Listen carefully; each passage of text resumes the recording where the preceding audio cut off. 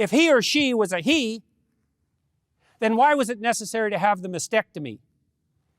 And how could those I am writing to make sense of what I was saying if it was his breasts that were removed? Were those male breasts or female breasts that were removed? If they were male breasts, then why were they removed? If they were female breasts and had therefore become objectionable to the degree that surgery generally reserved for cancer treatment was required, was morally obligatory, then wasn't Elliot still Ellen and he still she? Jordan Peterson has been banned by Twitter for a tweet that he sent out about Ellen Page, now Elliot Page, an actor who has transitioned.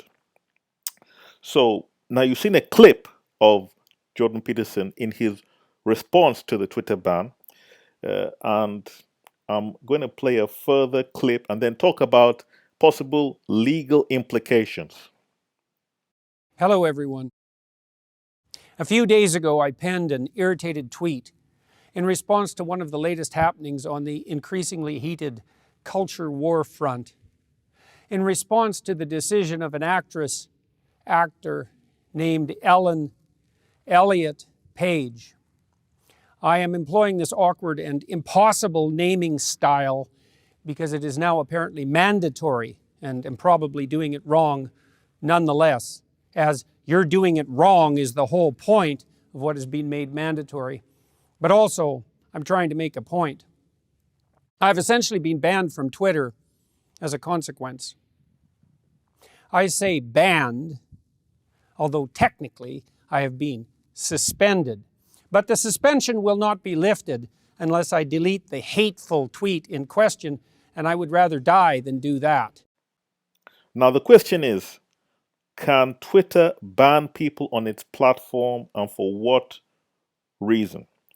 Now, unlike a governmental institution, anything owned by the government, Twitter is not subject to adhering to the First Amendment, the right to free speech in the American Constitution.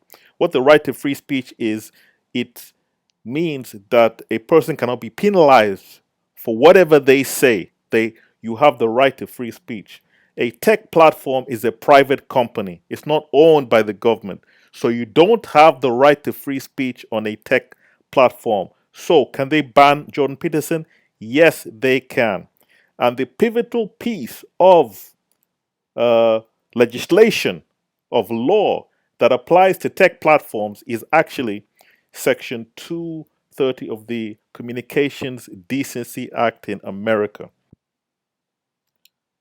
Now, Section 230, subsection C, provides that no provider or user of an interactive computer service shall be held liable on account of any action voluntarily taken in good faith to restrict access to availability of materials that the provider or user considers to be obscene, lewd, lascivious, filthy, excessively violent, harassing, or otherwise objectionable.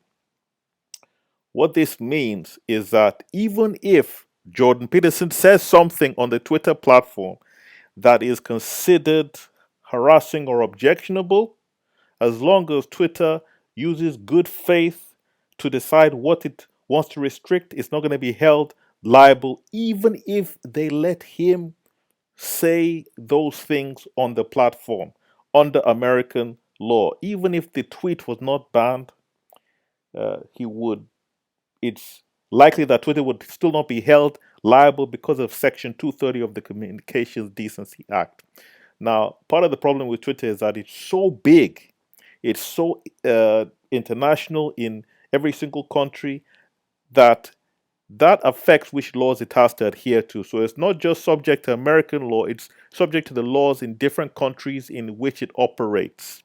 So therefore, they may want, because of the fact that they're in so many countries, Twitter may want to take a conservative approach to what they allow on their platform, and that could be why they decided to restrict the tweet by Jordan Peterson. So essentially, that's a brief overview of some touch points in the law on this area. And if you like the video, make sure to like it, comment, and subscribe.